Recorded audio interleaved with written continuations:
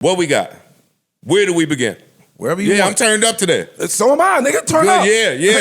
Turn it the fuck up in here.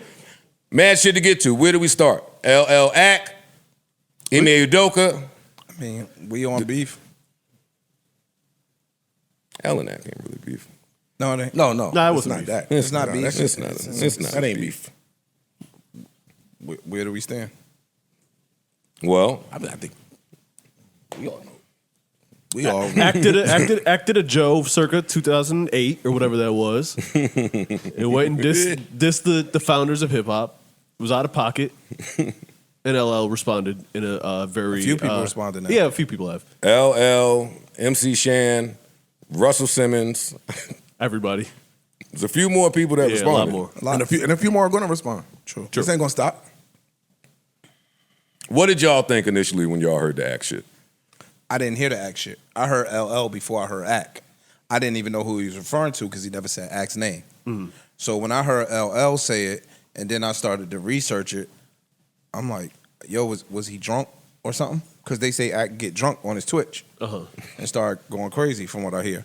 So I'm like, yo, he must have been drunk or something. Then upon further review, me personally, I just think it's nasty. I think it's like saying LeBron James, or because I'm gonna put Ak up there as one of the premier podcasters in the world, especially media people in general, especially from our culture, right? For sure, absolutely. It's like saying Kevin Durant disrespecting George Gervin. You know what I mean? And calling him Dusty when George Gervin and those dudes paved the way for Kevin Durant to be $300 million, $400 million contracts.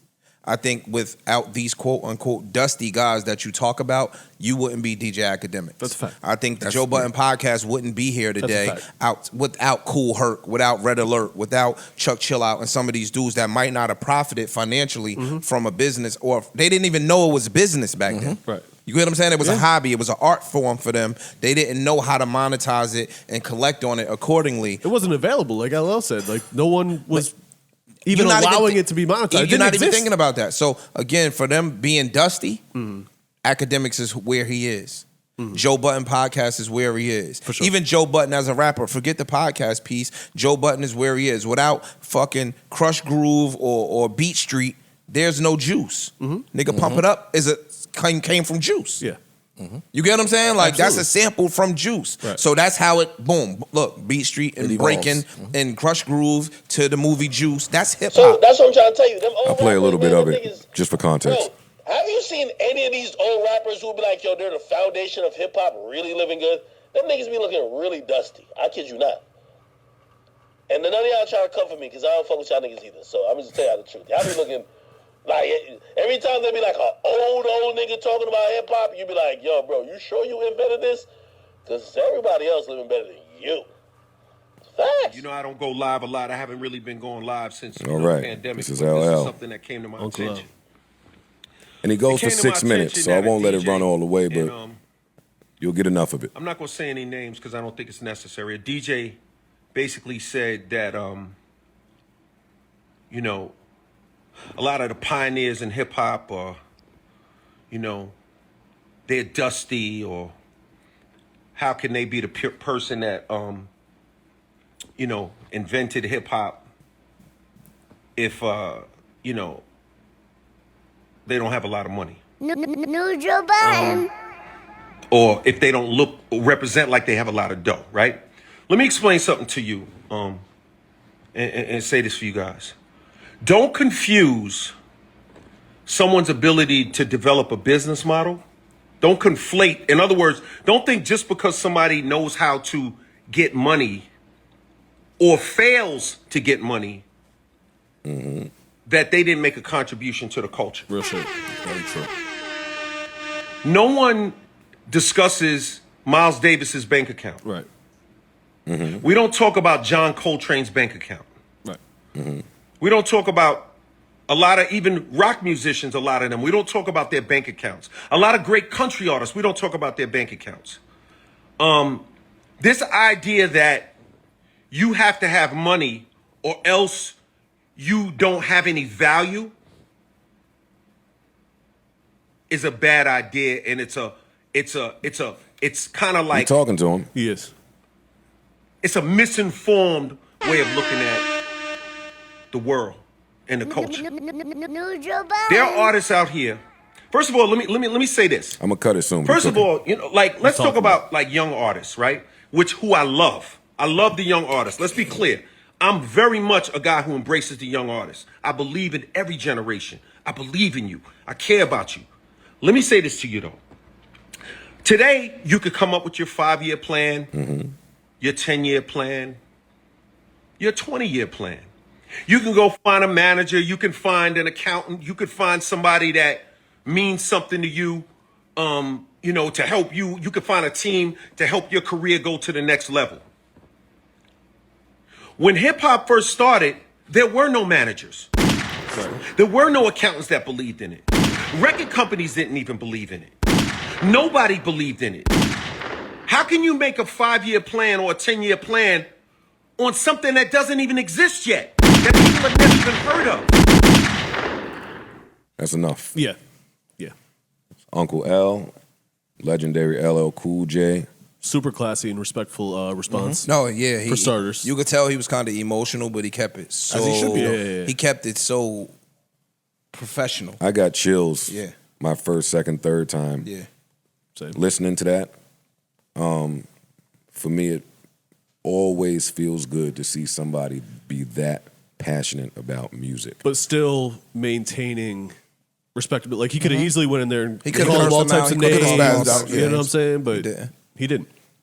He carried himself like a 50-something-year-old dude trying to inform a younger guy about something that they may have been mistaken on. You know what I'm saying? Instead of taking it personal and shooting at Ack, I think he was trying to inform Ack. And it's real easy when you're that passionate about something, which he obviously is, to let emotions make you say some hurtful, hateful shit. And he did not. Yeah.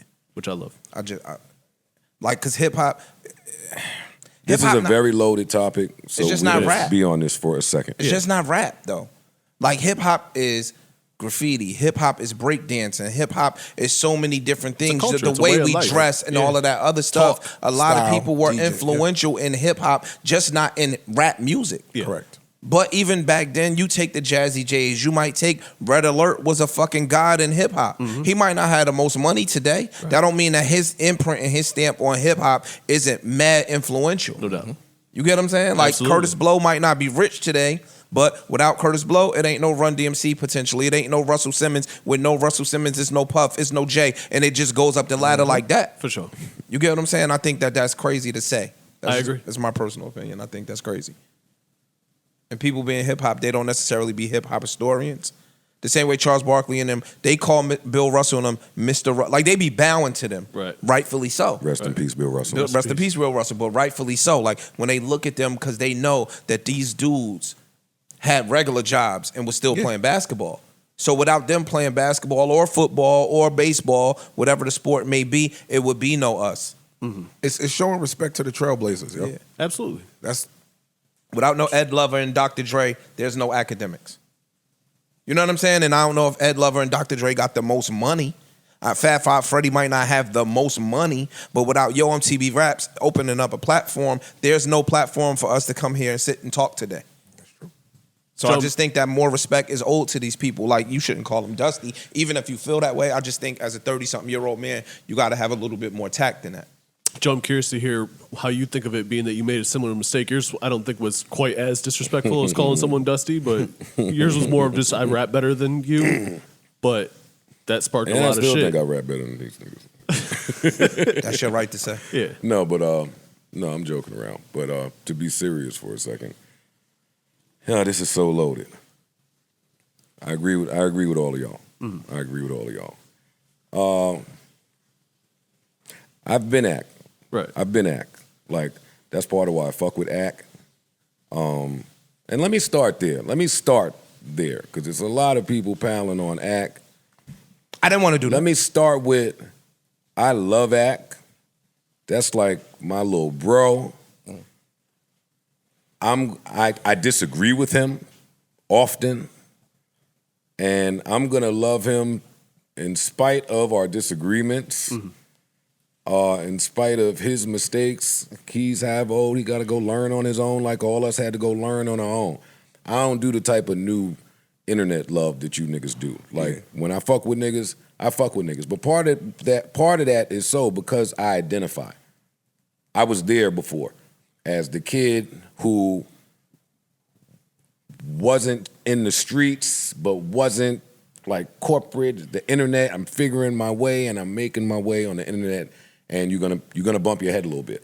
I feel Ack in this clip because too many times, more than I could count, have I sat in front of a computer and talked like I was just me and you in a room somewhere, all willy-nilly. Right. And then one person heard it or one spot picked it up and they blew that shit. And now I'm not, you can't be responsible for how it's received. Yeah. And I listened to Ack's, some of Ack's response. He already responded to this on his podcast. And he said a lot of that was tongue in cheek. I'm not sure that was an apology. But he said a lot of it I was bullshitting around. He can explain his own point. You can go listen to his podcast on Spotify where he gets into what he meant a little more. Okay. But I don't agree with anything on there. But I wouldn't agree because I made music. Like, I'm a rapper. Like a rapper. Before that, like, I was in the streets surrounded by culture, just all of it, the graffiti, the dance, the crime, and people that lived it to a degree or were immersed in it or a part of it. It's appreciation. It's just a respect. I look at Scarface and rest in peace Easy. It's too many to name. Anybody that came before me, I look at them and tip my hat and bow. And there's an acknowledgement that nothing that I do today would exist. Fuck what I do. Who I am. Yes. Word. It's not what I do. Yeah.